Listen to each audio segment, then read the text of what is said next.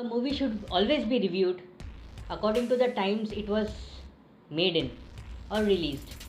So I will try to review this movie from an old lens because it's quite an old movie.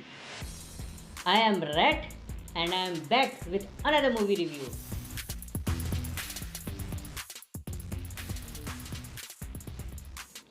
Today I will be reviewing a martial art movie you have probably or definitely heard of. That's Enter the Dragon. The movie is released in 1973, way back, and it is told to be one of the most successful movie ever made, and it still holds a record since the time it was released. While watching the movie, you should definitely remember that it was made in the time when there were close to no VFX or special effects, and everything was shot in real time. The plot of the movie is quite simple. A secret agent comes to an opium lord's island fortress with other fighters for a martial arts tournament. So, who are some of the cast and crew members? We see Bruce Lee, John Saxon, Jim Kelly, to name a few. The movie is directed by Robert Clouse, who is considered to be a veteran in directing martial art films, as he has directed many martial art movies. There are certain scenes I liked, like the one where Bruce Lee says, "My style, it's art of fighting without fighting." And then there is another scene, the climax mirror scene. Over 8,000 mirrors were used to set up the Hall of Mirror where the climatic duel was taking place. There are certain dialogues that are memorable as well, like the one, "Boths don't hit back." We are all ready to win. Just as we are born knowing only life, it is defeat that must learn to prepare. The enemy has only images and illusions behind which he hides his true motive. Destroy the images and you will break the enemy. Now, let's discuss some of the positives of the movie. The background music, Bruce Lee's fight scenes.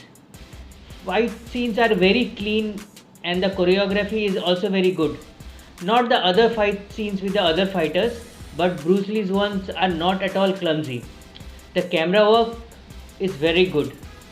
Set and production design. It is evident that the budget was huge. What are some of the negatives of the movie? The makeup. Unnecessary dramatization that doesn't serve any purpose to the movie. Redundant building up of tension when we already know the outcome of a scene. The comic scenes seem forced and slapstick at times. Dialogue seems unnatural. We don't normally talk in real life like the way the dialogues are being told. The hero. Can you imagine a hero without any vice? Well, not really. Like the video and do subscribe. I am working tirelessly to make good content in the channel. Also comment if you have something interesting to say. If you have stayed long enough, then there is a bonus part for you where I'll tell about special trivias regarding this movie. If you have stayed this long in this video, then there is a bonus segment for you. I have come along with some of the interesting trivias regarding this movie. The hundred of extras needed to play street people were real people from the streets of Hong Kong. An extra in the movie actually challenged Bruce Lee to fight. Lee actually won the fight and sent the extra back to his work. The movie was filmed without sound. All the dialogues and effects were dubbed later in post production. On the set, Bruce Lee offered $100 to anyone who could catch his hand before he jabbed them. It didn't cost him any penny. Well, you can find other trivias in IMDb by just clicking the link that's given in the description.